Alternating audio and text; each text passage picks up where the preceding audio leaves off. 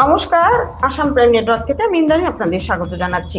উদারবন্দ উন্নয়ন খণ্ডের অধীন বুধবার ৪২ নম্বর দয়াপুর গ্রাম পঞ্চায়েতের সভাপতি ও সহসভাপতি নির্বাচন প্রক্রিয়া সুষ্ঠুভাবে সম্পন্ন হয়। বিনা প্রতিদ্বন্দ্বিতায় নির্বাচিত হন সভানেত্রী পদে শ্রীমতী রুমন গোয়ালা। তবে সহসভানেত্রী পদে দুজন প্রতিদ্বন্দ্বিতায় অবতীর্ণ হওয়ার ফলে নির্বাচন পরিচালনার দায়িত্বে থাকা সার্কেল অফিসার ঋতুরাজ বরদলৈ গোপন ব্যালটের মাধ্যমে নির্বাচন প্রক্রিয়া পরিচালনা করার সিদ্ধান্ত নেন। এতে বুলটি দাস সহ সভানেত্রী পদ প্রার্থী পরাজিত হন। জয় ছিনিয়ে নেন সালমান সুলতানা লস্কর।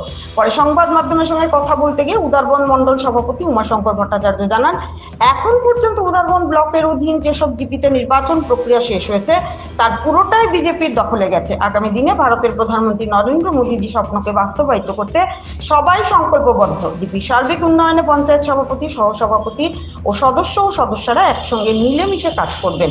সভানেত্রী রুমন গোয়ালা বলেন, বিধায়ক মীরকান্তি সোমের উপদেশ মতো দলের মন্ডল সভাপতি উমাশঙ্কর ভট্টাচার্য, জেলা পরিষদ সদস্য রোহিত সিং তাদের নির্দেশ মেনে অন্যান্য সদস্যদের নিয়ে জিপির সার্বিক উন্নয়নে কাজ করবেন। দয়াপুর আঞ্চলিক পঞ্চায়েত সদস্য সুনন্দা কর্মী জানান যে বিজেপি সরকারের আমলে উন্নয়নের স্রোত বয়ে যাচ্ছে চারিদিকে। তিনি কিছুটা উন্নয়নে ফিরিস্তি দেন।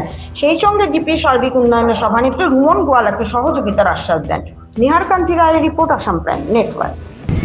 আমি উমাশঙ্কর ভট্টাচার্য, ভারতীয় জনতা পার্টি উদারবন্দ মণ্ডলের সভাপতি।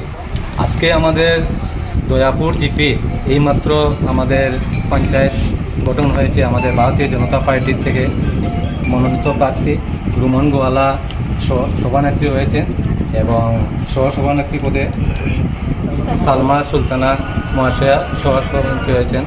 এবং আমাদের মণ্ডলের 11টা জিপির মধ্যে আমাদের যে 4টা ডিসিশন হয়নি, এইগুলো আগামীতে হবে এবং যেগুলো হয়েছে সব থেকেই আমাদের ভারতীয় জনতা পার্টির মনোনীত প্রার্থীরা বিজয়ী হয়েছে।